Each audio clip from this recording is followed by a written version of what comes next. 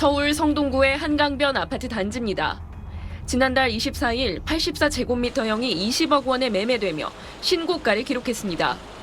닷새 전 같은 면적 거래 가격보다 1억 5천만 원 높습니다. 수준이 오르긴 했죠. 그리고 계산 맡기고 나서 좀 더 심해. 급격한 이유는. 집값 상승 예상이 번지며 매물을 거둬들이려는 분위기도 있습니다. 전화를 하면 가격이 뭐 5,000달러, 1억 달러 이러고. 이번 주 서울 아파트 값은 0.26% 올라 지난해 8월 둘째 주 이후 가장 높은 상승률을 기록했습니다. 똘똘한 한 채 선호 현상이 심화하며 강남 3구가 아파트값 상승을 주도하는 가운데 주변 지역으로도 오름세가 확산하는 모양새입니다. 실제 강동구는 6년 9개월 만에 최대 상승률을 보였고 성동구도 전주 대비 상승폭을 크게 키웠습니다.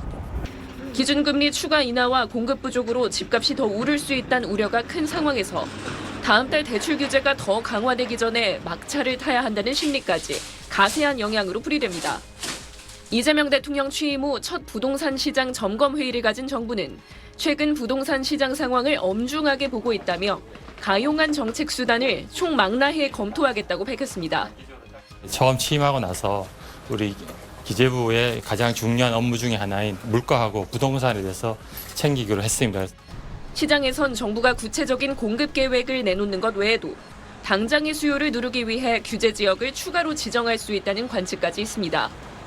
오세훈 서울시장은 마포와 성동구 집값이 빠른 속도로 올라 예의주시하고 있다며 토지거래 허가 지역 추가 지정 가능성을 열어둔 바 있습니다. SBS 하정은입니다.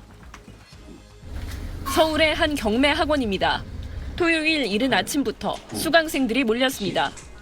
경매 지식도 배우고 추천 물건 정보도 파악하기 위해 학원에 찾습니다. 등기부등본 상황을 두고 보니까 서울 아파트값이 19주 연속 오르고 최근 상승폭을 키워나가자 경매 학원을 찾는 사람들도 늘었다고 합니다. 내 집 마련 기회가 멀어지는 거 아니냐는 공포감도 한몫하고 있습니다. 저희가 실무에서 느끼기에는 실제로 배우러 오는 사람들은 이미 막 올라서 약간 패닉한 채로 와서 배우시는 거예요. 어떻게든 살려고. 이런 불안감이 촉발한 추격 매수 심리가 경매 시장에도 번지는 양상입니다. 지난달 서울 아파트의 감정가 대비 낙찰 가격 비율인 매각가율은 96.5%로 35개월 만에 최고치를 찍었습니다. 보통 경매에선 감정가보다 낮은 가격에 낙찰되는 경우가 많은데 낙찰 가격이 감정가와 비슷한 수준까지 올랐다는 뜻입니다. 강남 압구정동과 마포 대흥동에선 감정가보다 30% 높은 가격에 낙찰된 물건도 있습니다. 마포, 성동 등 일부 한강변 자치구까지 매각가율이 100%를 넘었습니다. 경매에 대한 관심이 높아진 이유는 또 있습니다. 경매로 진입을 하게 되면은 토지에 대한 영향을 받지 않기 때문에 경매 시장이 더욱더 활성화되는 이유가 되는 것 같기도 합니다. 토지거래 허가 지역의 경우 아파트를 사면 2년간 실거주해야 하지만 경매 물건은 예외이기 때문입니다. 다만 전체 경매 물건 중 실제 낙찰되는 비율은 40%에 머물러 있습니다. 그 지역은 100%를 넘겨서 낙찰되잖아요. 그러다 보니까 이 친구들이 평균 낙찰가를 끌어올리고 있는데 이건 특정 지역의 아파트에 국한돼 있다는 거죠. 모든 지역의 물건은 안 그래요. 경매 시장에서도 똘똘한 한 채에 수요가 몰리는 양극화가 뚜렷하다는 얘기입니다. SBS 하정은입니다. 30대 직장인 김모 씨는 오는 8월 입주 예정인 아파트의 잔금 4억 8천만 원을 대출로 충당할 계획입니다. 다음 달 규제가 강화되기 전에 대출을 받아둬야 한다는 생각이 앞섭니다. 저 같은 경우에는 아직 만 34세 이하이기 때문에 아무래도 그 상환 기간을 오래 가져갈 수 있는 50년을 제시하는 은행이 몇 개 없더라고요. 이렇게 막차 수요가 몰린 데다 추격 매수 심리까지 번지며 가계대출은 계속 불어나고 있습니다. 정부의 가계대출 총량 규제에서 여력이 있는 일부 은행들이 최근 주택담보대출 만기나 한도를 늘리는 영업을 벌인 영향도 있습니다. 가계대출은 지난달 6조 원 증가하며 7개월 만에 최대 증가폭을 기록한 데 이어 이달에도 시중은행 5곳에서만 약 2조 7천억 원이 늘었습니다. 주택담보대출뿐만 아니라 신용대출 수요도 많습니다. 예전에 원래 같으면 마이너스 성장이 늘어났다고 하면 이제 뭐 주식 상황이나 시장 상황이나 이런 것들에 따라서 움직이는 거였는데 이제 3단계 DSR 시행을 앞두고 한도를 미리 뚫어놓고 만들어 놓는 건 거죠. 이에 금융당국이 주요 은행들의 대출 담당 임원들을 긴급 소집했습니다. 저희 은행에서 향후에 가계대출이 증가하지 않도록 잘 관리를 잘 하겠다. 그리고 그런 시스템을 잘 갖추고 있다. 이렇게 말씀을 드릴 예정입니다. 월별, 분기별 가계대출 목표치를 준수하고 다주택자 대출 취급을 자제해달라는 메시지를 전했습니다. 대선 과정에서 이재명 대통령은 공급 확대에 방점을 찍었지만 공급 확대의 집값 안정 효과는 시간이 걸리는 게 사실입니다. 당장의 과열을 진정시키기 위해 정부가 긴급한 수요 관리, 즉 추가 대출 규제에 나서지 않을까 시장은 촉각을 곤두세우고 있습니다. SBS 노동규입니다.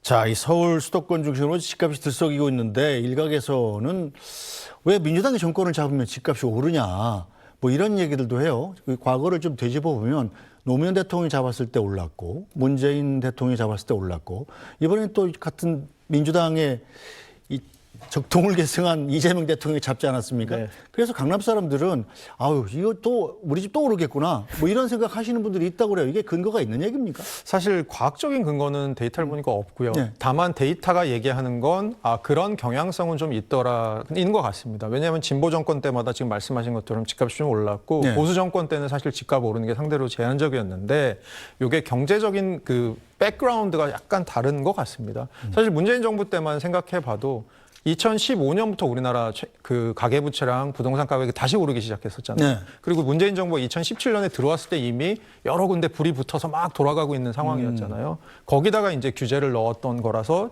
어떻게 보면 조금 그 부동산 화랑기가 들어가는 시점이었던 것 같고요. 그리고 뭐 노무현 정부 때는 아무래도 수도권 중심으로 좀 수요가 되게 많았던 이런 이슈들이 있는데 어떻게 보면 뭐 박근혜 정부, 이명박 정부 생각해보면 뭐 글로벌 금융위기도 있었고 여러 가지 이슈로 그리고 부동산 시장 자체가 좀 얼어있는 상황에서 정부가 시작했던 것도 있어서 사실 딱 이걸 1대1로 진보 정부가 들어오면 꼭 부동산 가격이 오른다라고 얘기하기는 마치 저희가 불 나는데 보니까 소방차가 많더라. 그러니까 소방차를 없애야 돼라고 네. 생각하는 것과 비슷한 얘기죠. 자, 어쨌든 우연의 일치인 개연성이 높다. 뭐 이런 뜻인 것 같은데. 네. 자, 이재명 대통령도 이 점을 좀 의식을 하고 있는 것 같아요. 그래서 세금으로 집값 잡지 않겠다. 이런 얘기를 여러 차례 했습니다.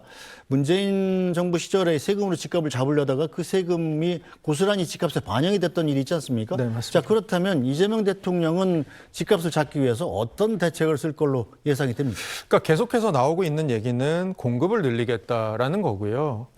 그래서 사실 그 정책 공약집을 제가 봐도 명확하게 나와 있는 건 아직 없더라고요. 방향성 정도만 나와 있습니다. 그래서 재개발이나 재건축을 좀 완화하겠고 그리고 최근에 분양가가 너무 높아진 게 문제인데 요거 고분양가 문제 해결하겠다.